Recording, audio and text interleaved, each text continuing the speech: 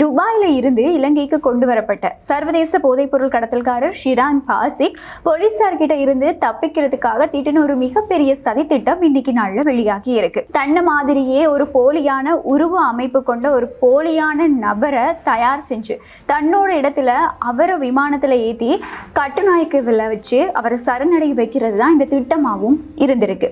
இந்த இடைவெளியில அவர் எப்படி தப்பிக்கலாம் அப்படின்னு சொல்லி ஒரு பெரிய பிளானே நடந்திருக்கு. இதை பத்தி தான் இன்னைக்கு வீடியோல பார்க்க போறோம்.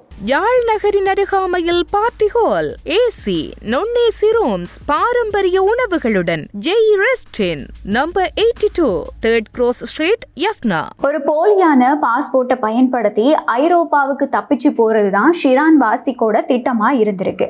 இதை தாண்டி ஒரே ஒரு விமான மாற்றம், அதாவது போக இருந்த ஃப்ளைட் மிஸ் ஆகி இன்னொரு ஃப்ளைட்ல போக வேண்டிய ஒரு கட்டாயம் உருவான காரணத்தினால இந்த பிளான் அப்படியே தலைகீழா மாறி இருக்கு. இவர் எப்படி போலீசார்கிட்ட சிக்கினாரு அப்படிங்கிற பல கேள்விகள் இன்னைக்கு நாள் எழுப்பப்பட்டிருக்கக்கூடிய பின்னணியில இந்த மாதிரியான தகவல் தான் இன்னைக்கு வெளியாகி இருக்கு.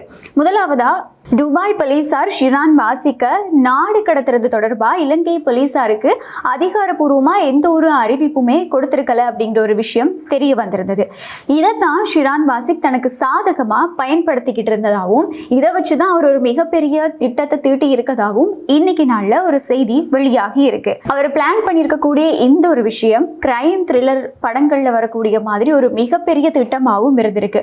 முதலாவது என்ன அப்படின்னு சொன்னா, தன்னை மாதிரியே அச்சு அசலா இருக்கக்கூடிய இன்னொரு போலி நபரை பணம் கொடுத்து தயார் செய்யறது. இரண்டாவது என்ன அப்படின்னு சொன்னா, தான் பயணிக்க இருந்த அதே விமானத்துல அந்த போலி நபரை ஏற்றி இலங்கைக்கு அனுப்பி, அதாவது கட்டுநாயக்க விமான நிலையத்துல போலீசார் அந்த போலி நபரை ஷிரான் பாசிக் அப்படின்னு நினைச்சு கைது செய்யும் போது அந்த இடத்துல ஒரு குழப்பம் வரும் இல்லையா, அதுதான் அவருடைய இரண்டாவது திட்டமாகவும் இருந்திருக்கு. அதுக்கப்புறமா இந்த கேப்ல, அதாவது இந்த போலி நபரை இங்க இருக்கக்கூடிய போலீசார் கைது செய்யக்கூடிய அந்த இடைவெளியில உண்மையான ஷிரான் பாசிக் வேறொரு நாட்டுக்கு போலியான பாஸ்போர்ட்டை பயன்படுத்தி விமான நிலையத்தில் இருந்து தப்பிச்சு நேராக ஒரு ஐரோப்பிய நாடுக்கு தப்பிச்சு போகிறது தான் இவருடைய மூன்றாவது திட்டமாக இருந்திருக்கு. எங்களுக்கு தெரியும் இந்த மாதிரியான சம்பவங்கள் இவ்வளவு தீவிரமான திட்டங்கள் மாதிரி இல்லைன்னாலுமே கூட இந்த இஷாரா செவ்வந்தி விஷயத்திலையும் கூட இப்படியான ஒரு சம்பவம் தான் நடந்திருந்தது.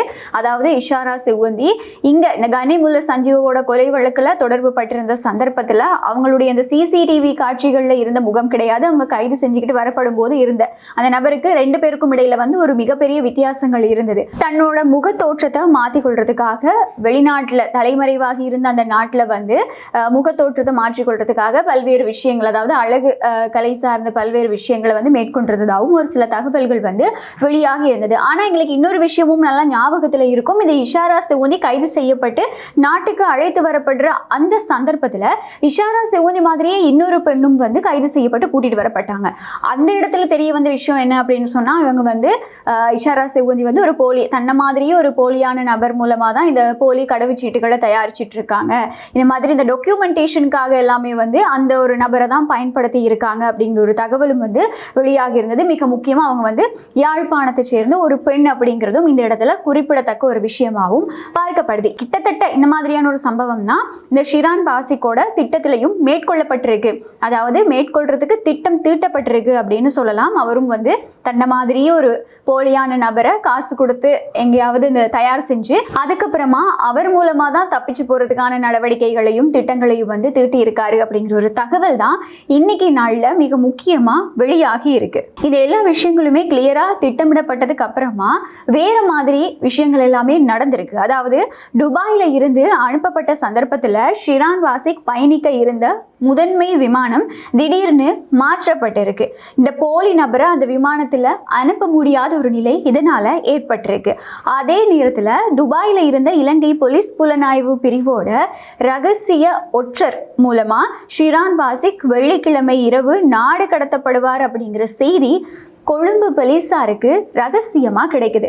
மாற்று விமானத்துல வேறு வழியே இல்லாம தனியா வந்து இறங்கின உண்மையான ஷிரான் பாசிக்க கட்டுநாயக்க விமான நிலையத்துல வச்சு இலங்கை போலீசார் மடக்கி பிடிச்சு கைது செய்கிறாங்க. இப்போ கட்டுநாய்களை வச்சு கைது செய்யப்பட்ட ஷிரான் பாசிக் மத்திய குற்றப்புலனாய்வு பிரிவினர் மூலமா கட்டுப்பாட்டுக்கு கீழே கொண்டு வரப்பட்டு அவர்கிட்ட விசாரணைகள் நடத்தப்படுது. 90 நாட்கள் தடுத்து வச்சு விசாரிக்கணும் அப்படின்னு சொல்லி உத்தரவும் பிறப்பிக்கப்பட்டிருக்கு. எங்களுக்கு தெரியும் இது 2 நாட்கள் அவர் தொடர்பாக பல செய்திகள் வெளியாகிட்டு இருந்தது. செய்திகள் அப்படிங்கிறத தாண்டி பல தகவல்கள் விசாரணைகள்ல வெளிவந்துட்டு இருந்தது. இலங்கையில இவர் கூட தொடர்புல இருந்த போதைப்பொருள் நெட்வொர்க், அதை தாண்டி அரசியல்வாதிகள், ஆள் மாறாட்டத்துக்கு உதவி செஞ்ச நபர்கள் அப்படிங்கிற தொடர்பான விசாரணைகளும் இப்போ அவர்கிட்ட முன்னெடுக்கப்பட்டிருக்கதா ஒரு தகவல் வெளியாகி இருக்கு. அதாவது நேற்றைய நாள்ல முன்னாள் போலீஸ் மா அதிபர் தேஷபந்து தென்னக்கோன் கூட ஷிரான் பாசிக் கிட்ட லஞ்சம் வாங்கி இருக்காங்க அப்படிங்கிற ஒரு தகவல் வெளியாகி இருந்தது. இதை தாண்டி இவர் நாட்டுக்குள்ள பல போதைப்பொருள் வலையமைப்பு நடத்திக்கிட்டு போறதுக்கு, நாட்டில் இருக்கக்கூடிய முக்கியமான பகுதிகளுக்கு போதைப்பொருளை விநியோகிக்கிறதுக்கு காரணமா பல முக்கியமான அரசியல்வாதிகள் இருந்திருக்கதாகவும் பல உயர்மட்ட போலீஸ் அதிகாரிகள், உயர்மட்ட அரசாங்க அதிகாரிகள் உதவி செஞ்சிருக்கதாகவும் தகவல்கள் நேற்றைய நாளில் வெளியாகி இருந்தது. இது தொடர்பான விசாரணைகளும் இப்போ முன்னெடுக்கப்பட்டு இருக்கதா தான் ஒவ்வொரு தகவல்கள் வெளியாகிட்டு இருக்கு. அதாவது ஒட்டுமொத்தமா வெளியாகிட்டு இருக்கக்கூடிய தகவல்களை வச்சு பார்க்கும்போது இவர் சாதாரண ஒரு நபர் கிடையாது. இவர்கிட்ட ஏகப்பட்ட சொத்துக்கள், அதாவது கோடிக்கணக்கு பெருமதியான சொத்துக்கள் இவருக்கு சொந்தமா இருந்திருக்கு. அதுவும் எப்படி இவர் இது எல்லாத்தையும் பெற்றுக்கொண்டிருக்காரு அப்படின்னு சொன்னா இந்த போதைப் பொருள் வலையமைப்பை நடத்துறது மூலமா தான், அதாவது சட்டவிரோதமான முறையில் ஈட்டப்பட்ட சொத்துக்கள் தான் இது எல்லா சொத்துக்களும் அப்படின்னு சொல்லி ஒரு தகவல் வெளியாகி இருக்கு. கிட்டத்தட்ட இலங்கையிலேயே பல கோடி பெருமதியான சொத்துக்கள் அவர்கிட்ட இருக்கு அப்படின்னும், இதை தாண்டி துபாயில கூட அவருக்கு பெருமதியான, அவருக்கு உரிமையான பல பெருமதியான சொத்துக்கள் இருக்கு அப்படின்ற ஒரு தகவலும் தான் வெளியாகி இருக்கு. இலங்கையில் இருக்கக்கூடிய உயர்மட்ட போலீஸ் அதிகாரிகள், அதை தாண்டி அரசியல்வாதிகள் கூட தான் இவர் நெருக்கமான தொடர்புகளை மேற்கொண்டிருந்தாரு. அப்படிங்கிறத தாண்டி துபாயிலையும் கூட மிக முக்கியமா அவர் பல பேரோட நட்பு மேற்கொண்டுட்டு இருந்திருக்காரு. அதுக்கான காரணம் இந்த மாதிரி சட்டத்தோட பிடியில இருந்து ஈஸியா தப்பிச்சிடலாம், இந்த காசு வச்சு என்ன வேணா பண்ணிடலாம், பணத்தை கொடுத்தோம் அப்படின்னு சொன்னா நாங்க ஈஸியா வெளியில வந்துடலாம் அப்படிங்கிற ஒரு எண்ணப்பாடோட இவர் இருந்திருக்காரு. அதையும் தாண்டி ஒரு சாதாரண நபர் கிடையாது அப்படிங்கிற தகவல் தான் இன்னைக்கு நாள்ல வெளியாகி இருக்கு. முக்கியமா நாட்டில் நடந்த பல குற்றச்சம்பவங்களோட இவருக்கு தொடர்பு இருந்திருக்கு. இலங்கையில மட்டுமா அப்படின்னு கேட்டீங்கன்னா கிடையாது. இலங்கையை தாண்டி பல சர்வதேச நாடுகள்ல நடக்கக்கூடிய குற்ற செயல்களோட ஷிரான் பாசிக்கு நெருக்கமான தொடர்புகள் இருந்திருக்கு. அவர் அது எல்லாத்துலயுமே இன்வால்வ் ஆகி இருக்காரு அப்படிங்கிற ஒரு தகவல் தான் வெளியாகி இருக்கு.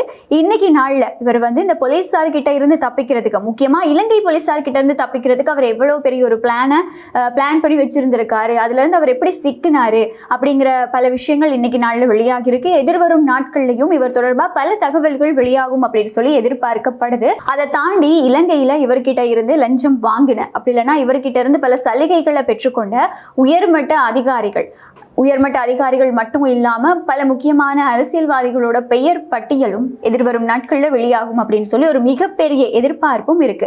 விசாரணைகளோட முன்னேற்றம் தொடர்பாகவும் அடுத்தடுத்து வெளியாகக்கூடிய தகவல்கள் தொடர்பாகவும் உங்களுக்கு தெரியப்படுத்துறதுக்கு, அறியப்படுத்துறதுக்கு நாங்க தயாரா இருக்கோம். இந்த சம்பவங்கள் தொடர்பாக வெளியாகிட்டு இருக்கக்கூடிய இந்த தகவல்கள் தொடர்பா உங்களுடைய கருத்துக்கள் என்ன அப்படிங்கிறத கமெண்ட்ல சொல்ல மறக்காதீங்க. மறுபடியும் இன்னொரு வீடியோல சந்திக்கலாம். யாழ் நகரின் அருகாமையில் பார்ட்டி ஹால், ஏசி, நொன்னேசி ரூம்ஸ், பாரம்பரிய உணவுகளுடன் Jai rest inn, number 82, 3rd Cross Street, Jaffna.